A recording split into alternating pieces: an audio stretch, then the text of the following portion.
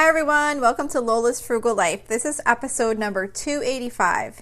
Today we're going to be talking about taking advantage of sales cycles. So please stick around for a few quick words from our sponsor and we'll get right into the show.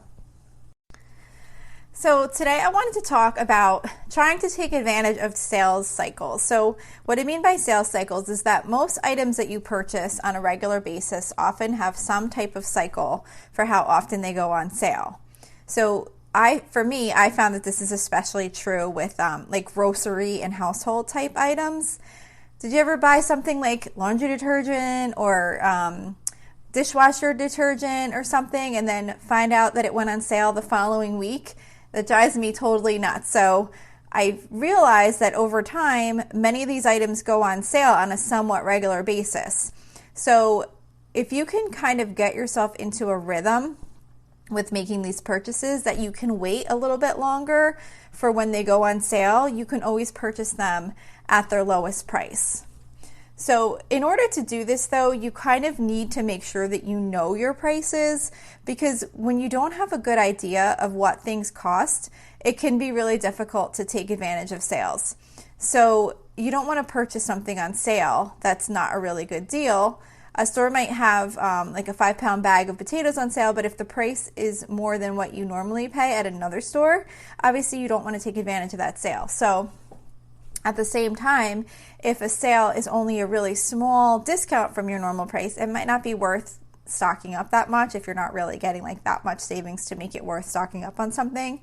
So before you take advantage of any sales or like sales cycle type, where something goes on sale at a lower price, you just still want to make sure that you know your prices to make sure that you are getting a good deal by buying that item on sale. But what helps me a lot is certain specific things that I buy often. I try to keep at least one backup of that item on hand so that way when I run out of that item, I don't have to go out to the store and purchase it like right away. By keeping a backup on hand, I can wait until the item goes on sale before I have to purchase more. So, for example, I'll do this with coffee or laundry detergent, shampoo and conditioner, dishwasher pods, like any of those types of things that I know I'm going to wind up needing more of, and I know that they often go on sale. I try and keep like the one I'm currently using, and then I'll keep another one as a backup. That way, as soon as I run out of the current one that's not the backup, I'll go grab the backup and then I'll immediately start checking each week to see if it goes on sale. And I found that most times if I hold out long enough, it does wind up going on sale before I run too low on the backup one that I started using. Sometimes it just doesn't work out and I wind up just having to buy it at the regular price. But more often than not, it winds up going on sale. Like a lot of times I shop for a lot of these things at BJ's, which is like a wholesale club, similar like Costco. And they have like electronic coupons like in the app. So I'll just kind of keep checking, and then almost every time a coupon will pop up for, I don't know, $1 off, $2 off, whatever, but almost always there will wind up being a coupon for one of those items before it gets too late where I'm like, okay, I really need to purchase this right away. Another thing I do that with also is things like clam strips, popcorn chicken, like any certain frozen food, like snack type items that it's not like we need to have them at a certain time. They're more just kind of kept in the house for like snacks. I'll wait, and then when those are on sale, I'll buy them at that time. Because what I found is that it seems like it's almost always the same things. Like the coffee that I buy like one of the big containers from BJ's, and it seems like every so many weeks it'll be like $1 off this coffee, or the snack foods, it's like the C-Pack is like one of the brands or whatever, and it'll be like $2 off any C-Pack purchase, and those seem to kind of recur regularly. So if you kind of get used to looking through those like booklets that you get in the mail, if you are like a wholesale club member, or even just the regular grocery ads, you'll kind of start to notice that it seems like it's almost always the same types of items have some type of a coupon or sale over the course of time. So if you just kind of keep an eye and try and keep a backup for those items, if you can, if it makes sense. Of course, you don't want to be storing like a ton of everything, but I just try and do it like on those things that I'm continuously using. Like I said, like the laundry detergent, the shampoo and conditioner, like any of those types of things where I'm constantly using it and where it will be an issue if I run out. I try and keep a backup, and then that way I can start looking for the sale. And almost always I do wind up being able to get it when there's a coupon or some type of sale on that item. I read somewhere that they say generally every 3 months on average items are at their lowest price. I have not ever really tracked it in that way to kind of see like how many weeks it is from the time there's a coupon to the next time there's a coupon, like, you know, an electronic coupon through the My Wholesale Club's app. But it would be interesting to see, and it would obviously make it a lot easier to kind of get an idea, but I don't know how exact they are as far as, you know, determining when the coupons come out. I'm sure there's obviously other factors involved. But like I said, it's worked pretty well for me. I've definitely been able to take advantage of getting most of those items with a discount before I'm like really in a place where I need it like immediately. So related to the sales cycles though, just a reminder, we never want to buy something just because it's on sale. You know, there's one thing that's, if there's one thing that's most important to remember about seeing these sales and these sales cycles, one, they're going to keep occurring for these types of items, like regular types of items, like your everyday household and grocery type items. So just because something's on sale doesn't mean you need to buy it. If you didn't need it and you didn't really intend to buy it, you're not saving money by purchasing it. A lot of times we think that we can, you know, we're taking advantage of a great deal, but that often puts us in a situation where we're making a purchase that we really had no plans on making. So it's not a deal if you don't need it. Even if something is on sale for a big discount, if you didn't plan on purchasing it, you're just spending money, you're not saving money.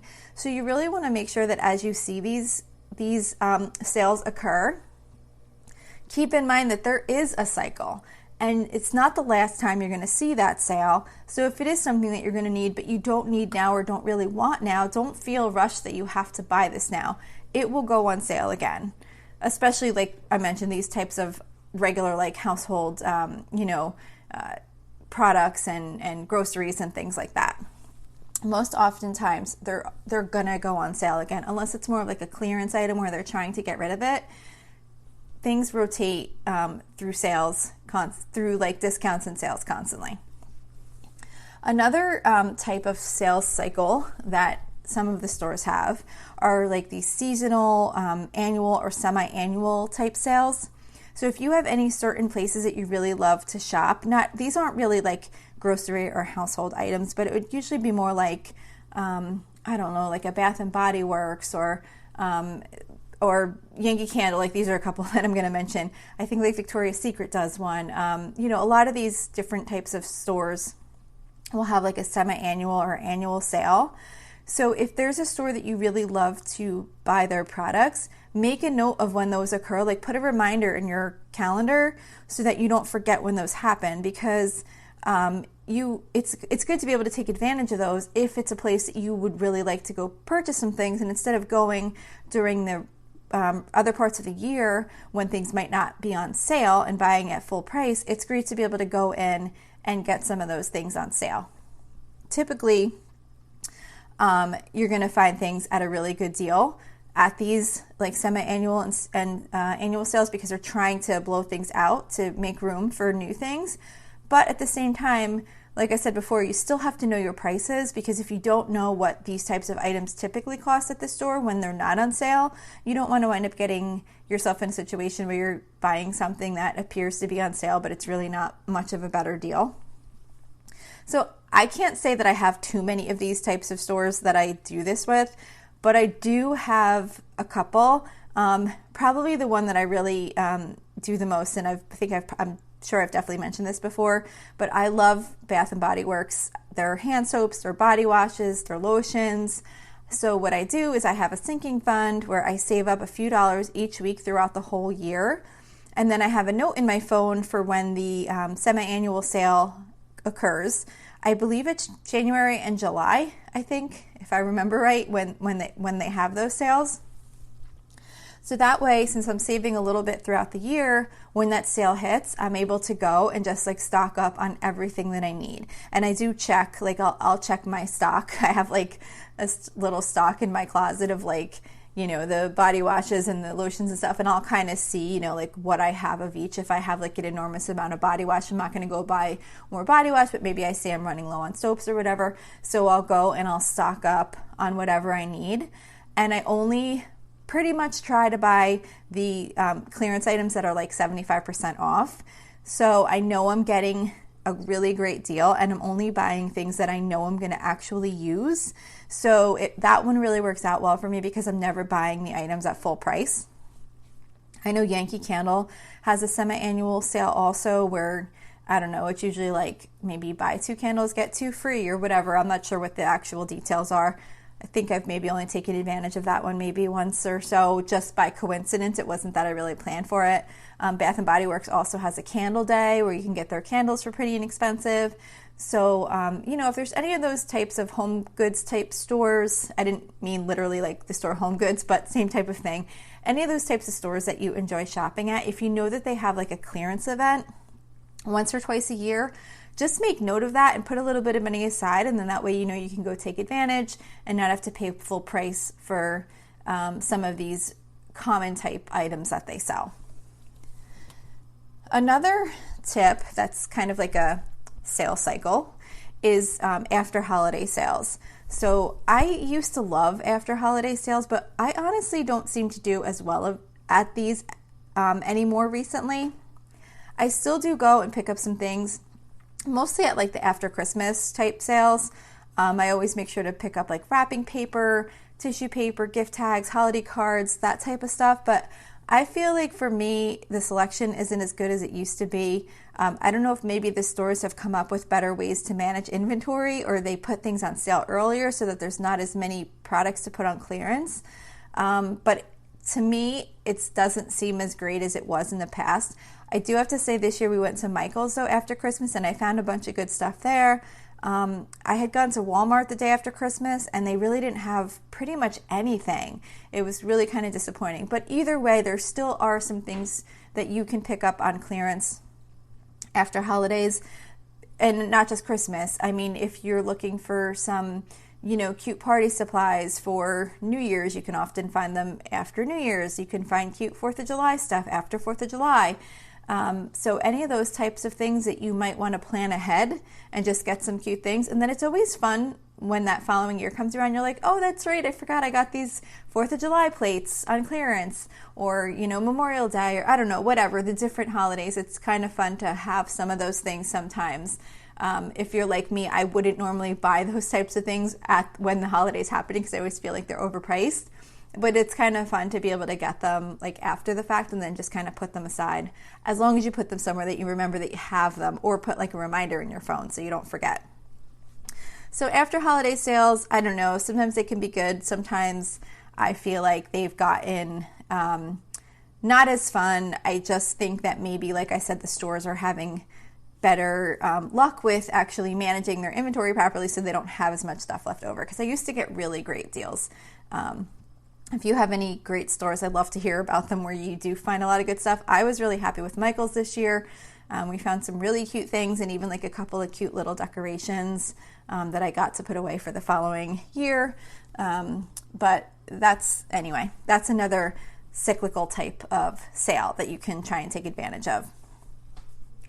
There's also other seasonal type sales with groceries or major items like appliances, household items, things like that, that have a cycle due to the nature of when they're produced or when they're needed. So what you might want to do is, if you have a major purchase coming up, take a look online and do some research on the best time to buy. Maybe that product has a time, maybe it doesn't.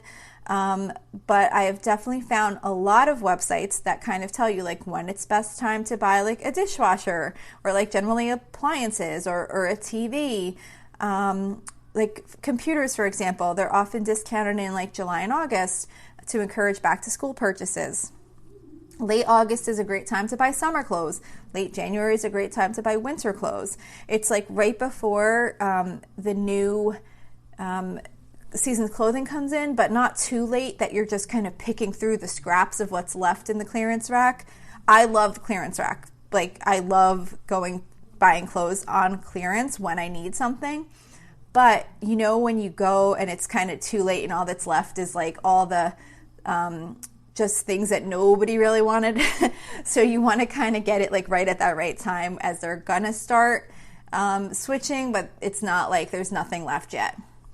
So if you can kind of put some notes, reminders somewhere to remind you that it's time to go look for those things, and if you need something, that's a great time to go shopping. But definitely check online, because there's lots of websites that give you even more specific things, even like with groceries, you know, like depending on the different months during the year, what types of items are typically on sale for whatever reason, you know, based on how they're produced or where they come from or whatever. There's different reasons why different things go on sale at certain times. And then just another general tip just to add here at the last minute, you know, even if you're not tracking these sales cycles and being really mindful of checking to see when things are typically at their lowest prices, especially with groceries, if you're out grocery shopping and you see something's on sale and you can make a quick swap for it, do that as much as you can.